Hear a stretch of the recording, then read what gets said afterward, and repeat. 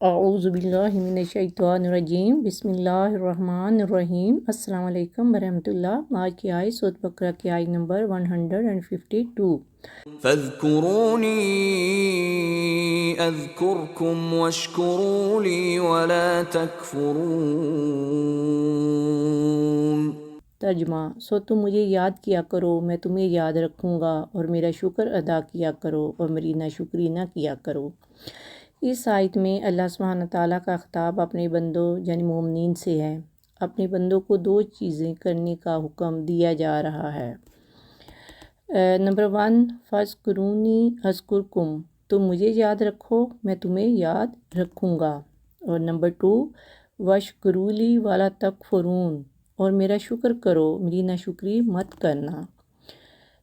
Number 1، تم مجھے یاد رکھو میں تمہیں یاد رکھوں گا۔ اس بارے میں حضرت ابن عباس رضی اللہ تعالیٰ عنہ سے روایت ہے کہ حضرت صلی اللہ علیہ وآلہ وسلم نے فرمایا، اللہ تعالیٰ فرماتا ہے، میرا بندہ جب مجھے یاد کرتا ہے تو میں اس کے پاس ہوتا ہوں، اگر وہ مجھے اپنے دل میں یاد کرتا ہے تو میں بھی اسے اپنے دل میں یاد کرتا ہوں، اور اگر وہ مجھے کسی محفل میں یاد کرتا ہے تو میں اسے اس سے بہت بہتر محفل میں یاد کرتا ہوں۔ اللہ سبحانہ تعالیٰ کو دل میں یاد رکھنے کا مطلب یہ ہے کہ انسان کے دل میں ہر وقت اللہ تعالیٰ کا احساس رہے۔ مسلمان اپنی زبان اللہ تعالیٰ کے ذکر سے تر رکھیں اور ہونٹ ہر وقت سبحان اللہ، الحمدللہ اور اللہ اکبر کے ذکر سے ہلتے رہیں۔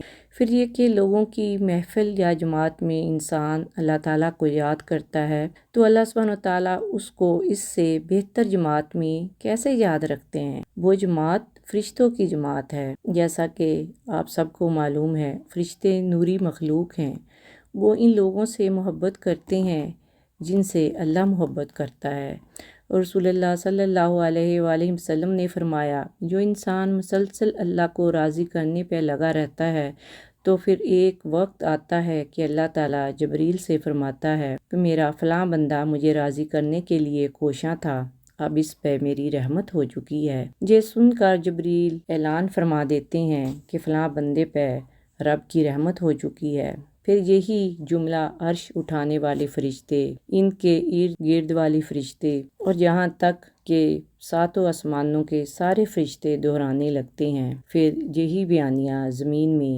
اتار دیا جاتا ہے، اور اب فرشتے بھی اس شخص سے محبت کرنے لگتے ہیں، اس کی مدد کے لیے اس کے کاموں میں شامل ہو جاتے ہیں، اور اللہ سبحانہ تعالیٰ ہر موقع پر فرشتوں کو اس شخص کی مدد کے لیے بھیجتا رہتا ہے۔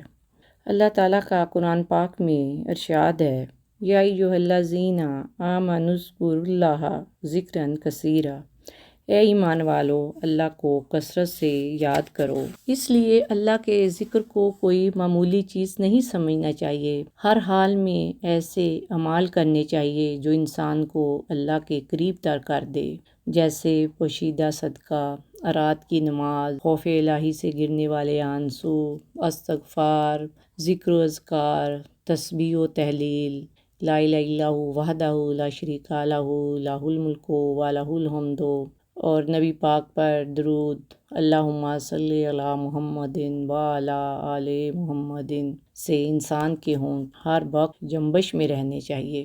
ابن کثیر میں ہے، اذکار کا غلاف پہن لو، یہ تمہاری انسانوں اور جنات کے شر سے حفاظت کر سکے گا، اور اپنی روحوں کو استغفار سے ڈھانپ لو تاکہ یہ تمہارے روز و شب کے گناہ مٹا دے۔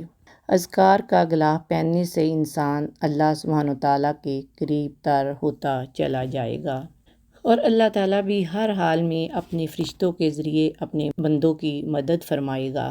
اور دوسری بات جو اس آیت میں فرمائی گئی ہے وہ ہے کہ میرا شکر کرو میری ناشکری مت کرنا، یعنی میری نعمتوں کا ادراک کرو، ان کا شعور حاصل کرو، زبان سے بھی میری نعمتوں کا شکر ادا کرو اور اپنے عمل سے بھی۔ اور اللہ تعالیٰ کا ارشاد ہے، وَسَنَجْزِی الشَّاکِرِینَ، اور شکر کرنے والوں کو ہم بھرپور جزا دیں گے۔ شکر کیا چیز ہے؟ شکر اللہ تعالیٰ کی نعمتوں کا احساس ہے، اللہ تعالیٰ کی نعمتوں کی اپریسیشن ہے۔ سورۃ فاتحہ میں الذی انعمت علیہم یہ کون لوگ ہیں جن پہ اللہ کا انعام ہوا ہے؟ یہ وہ لوگ ہیں جن کے دلوں میں اللہ تعالیٰ نے ہدایت ڈال دی، جن کے دل ایمان کے جذبے سے سرشار ہیں۔ یہ اللہ کی سب سے بڑی نعمت ہے۔ جس کو یہ نعمت مل جاتی ہے پھر وہ اللہ کو خوب کثرت سے یاد کرتا ہے، یعنی اللہ تعالیٰ کی شکر گزاری کرو۔ ہم کتنے بلیسڈ ہیں، ہمیں اللہ تعالیٰ نے کیا کیا انعامات دے رکھے ہیں۔ انسان کو اللہ کا شکر ادا کرتے رہنا چاہیے۔ جہاں کفر کو ناشکری کہا گیا ہے، یعنی اللہ تعالیٰ کی نعمتوں کا انکار، یہ نعمتوں کا انکار ہی نعوذ باللہ بڑھ کر اللہ کی ذات کا انکار بن جاتا ہے۔ اس لیے ناشکری بہت بڑی کفرانی نعمت ہے۔ اس کا علاج صرف یہ ہے کہ انسان کو ہر وقت اپنے رب کا شکر ادا کرتے رہنا چاہیے۔ صحیح مسلم میں ہے، حضرت انس رضی اللہ تعالیٰ عنہ سے روایت ہے، رسول اللہ صلی اللہ علیہ وآلہ وسلم نے فرمایا، اللہ تعالیٰ اس بندے سے بے حد خوش ہوتے ہیں جو جب بھی کوئی لقمہ کھائے اس پہ اللہ تعالیٰ کا شکر ادا کرے، یا جب بھی پانی کا گھونٹ پیے اس پہ اللہ تعالیٰ کا شکر ادا کرے۔ تو اس لیے ہمیں یہ دعا پڑھتے رہنا چاہیے، الحمدللہ الذی اطعمنا وسقانا وجعلنا من المسلمین۔ تمام تعریفیں اللہ کے لیے ہیں جس نے ہمیں کھلایا پلایا اور ہمیں مسلمان بنایا۔ اللہ سبحانہ وتعالیٰ سے دعا ہے کہ ہمیں صبر کرنے والا دل، ذکر کرنے والی زبان اور اپنی یاد میں رونے والی آنکھ عطا فرمائے، اور ہمارا شمار شاکرین اور ذاکرین میں کر لے۔ آمین ثم آمین۔